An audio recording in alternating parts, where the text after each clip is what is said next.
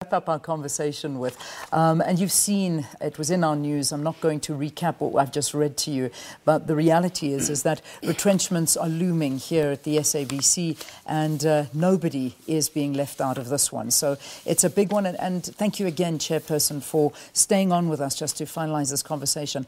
One of the big issues, and I think you made a very pertinent point here, is that even if, one of the questions I asked you was the Communications Ministry working with you. The question to you could be if the Minister phoned you today and said, listen, Treasury has approved a bailout.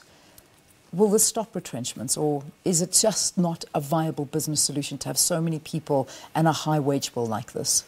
Can you imagine you get a bailout and you take that bailout money you use to pay salaries?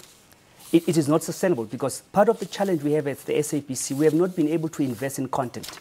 We have not been able to invest in our infrastructure like our studios. So at the end of the day, when you get money like a bailout or a government guarantee, you've got to make sure you use that money to ignite growth and drive growth in your business. So even if we were to get a bailout tomorrow, we still need to tackle the cost structure. And the cost structure of the SABC is driven by a number of things. It's labor costs, that 3.1 billion rand.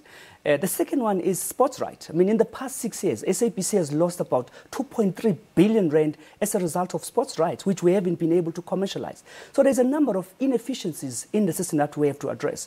The issue of us approaching the Labour Court to declare those appointment and promotions that were done irregular and invalid, it's part of the efforts by this board and the executive to drive and address the issue of cost. But of course, we have to make sure that we invest also on revenue generation initiative and schemes, and that's what we need to focus on. Yeah, I mean, you've touched on a lot of issues in just this one answer, and I think it speaks to a lot of people that are working here within the television industry, within the production industry. We see that a lot of the productions at the SABC are outsourced. Whereas here at the SABC, I mean, let's just take soap operas, for instance. We've got Henley Studios that are, and I think you've already answered that question, but I want to talk more about it. You've got Henley Studios that are there, they're massive, they haven't obviously been kept in good condition, and only 2 soapies are filmed here at the premises of the SABC. The rest of it has been outsourced, and I can imagine that costs the corporation millions to do. Is there a possibility that we can finally internalise all of these again? It used to be the case. Definitely. I mean, part of the turnaround, the third element of our turnaround talks about commercial and operational efficiency. Under that element, we are looking at all these things that we've done before that don't make commercial sense. We have to do more from the SABC facilities. But of course, we have to invest and improve the quality and the state of those facilities. But it is the right thing, and management is already looking at that situation. So the talk of internalising a lot of the work as opposed to, which is also detrimental to production houses, because production houses hire a lot of people as well, and that is their business, it's their core business as well. But if I have to ask you, do you really care about those production houses, or is it that the SABC is your care, your concern?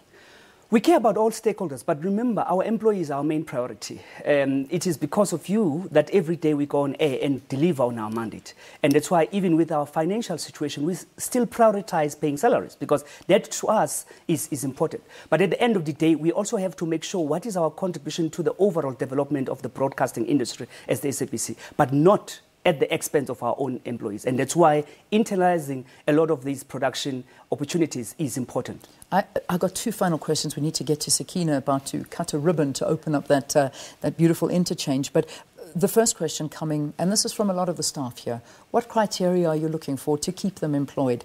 People are desperate right now. They want their jobs. They need their jobs. Who will be retained and who will be let go of? The details around how and the criteria and all of those details will be discussed as part of the consultative process with organised labour. That process is driven by executive management and by organised labour. As the board, we've given approval for the turnaround to be implemented, and part of that is cost containment. And then finally, here is a big question, and I think a lot of people speaking to this. It's a tweet coming from somebody called Pro-African. Right sizing should start at executive levels. These are the fat cats that are eating up 1/3 of the salary budget. They are the ones who should be exempted from the bonus dispensation, because they are living it big with the lion's share of salaries. As I've communicated, that this restructuring will affect everybody.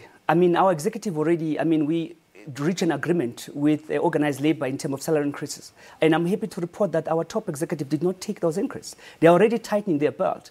And at the end of the day, if you look at where SABC is, we need to have competent, experienced executive to get us out of the situation where we can rely on our own people to get ourselves out of the situation without necessarily relying on external consultants. And my view is we have to compensate them well, but at the same time, they need to help us get out of the situation we're in. All right, we leave it there. Thank you very much for talking to us on the announcement from the SABC, both two issues, the Public Protector's report, when governance and ethics fails. This is where the SABC is going to now be approaching the Labour Court today to have these irregular appointments and promotions declared invalid, and also the issue of retrenchments here at the SABC. Close to 2,200 people are in line to lose their jobs. So this was the chairperson of the SABC board, Bongumusa Makhathini, talking to us.